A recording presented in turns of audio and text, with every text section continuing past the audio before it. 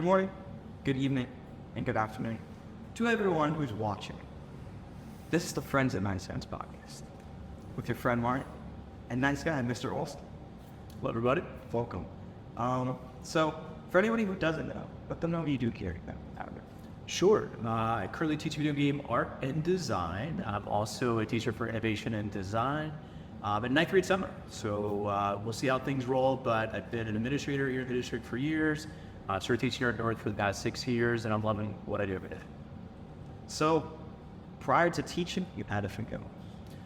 I've done a few things. Sold iPhones many years ago. This is going back to the first iPhone, 2 weeks before it launched. I've been a ladies' shoe salesman. I've been a bag boy at Middletown. I've done many things, including even interning at AT&T/Bell Labs, which is now known as Bell Works. So what got you into teaching? I love to learn, to be honest with you. That bottom line for me, learning is what it's all about. It's how I've leveled up in my life year after year in the things that I do. So a geek at art, there's no question. I'm nowhere near done learning as much as I can. And what got you into teaching these specific classes? What for video games, seminar, all these types of different things? Great question. So when I was in administration, we did a survey of the entire school district and found out that video game art and design would be something that students want to learn. I mean, for me, it's kind of a no-brainer because... So chose video game art and design, bottom line, because we did a survey, and doing the survey, we found out that many students would be interested in doing this. When I was in administration at that point, then I had to position and say to the Board of Education, this is something worthwhile. It's a multi-billion-dollar industry. You all know that, no question. You love to do it.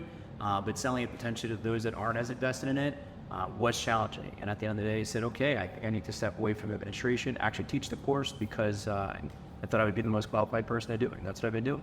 Thankful for it. And in seminar, you do a lot of exploration into emotions. What, dragged you towards that?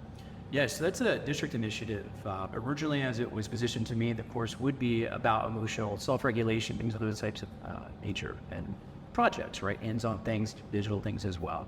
But I try to draw my own personal experience and recognize, high school is a turbulent time, right? Ups, downs, all around. So I think it's a great opportunity to be introduced to high schooler, while at the same time have a little bit of a different flavor from each different teacher. So I'm not the only person that teaches it, but my flavor is definitely different than other people. And beyond your teaching life and your personal life, you recently had a child. How's that been for you? Yes. Child number 4, Mark. So I'm very blessed and thankful for sure. So that's Kai Jade. My other 3 are really excited, especially my almost 2-year-old. She thinks it's like her little doll. But at the end of the day, it's just amazing, right? It's life-changing. It's the reason why I love what I do. It's not just about learning, but really trying to position and learn and grow from my students and with my students, including my own children. So it changed my life every time. Thankful for it. Yeah, that's great to hear. So, obviously, with your years of teaching, years of experience, have you been faced with, experiences that you felt like going into teaching you didn't ever really expect? All the time. Yeah. So that's why I love what I do. The work that I do is constantly evolving and changing. It's not just the same flavor, the same type of work on a daily basis. So the content's the content. So we rewrite it every few years, but it's always different students.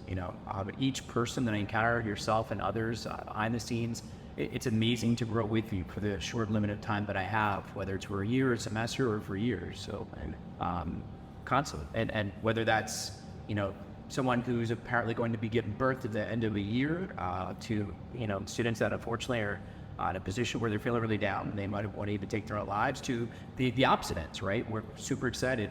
Going to Harvard, I'm so psyched. Thank you for everything you did to pour time into me. But again, it's a growth opportunity. That's the way I see it. And that's what's fun for me, like video games.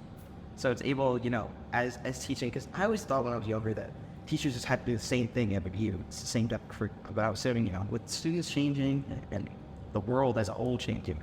I'm sure it's ever with the same. It's at least as it were in the ages. So I agree, Martin, and that's my approach. I can't speak for all other teachers, but I firmly believe, and I've had a lot of great teachers that planted good seeds into me. It shouldn't be the same. Yes, the curriculum is supposed to be the curriculum. We do need to follow it, but curriculum is just standards-based and the types of activities we should be doing. But how I approach that, how I approach each student, learn with you, I think is what's most important. Otherwise, I shouldn't be doing this work. So every day.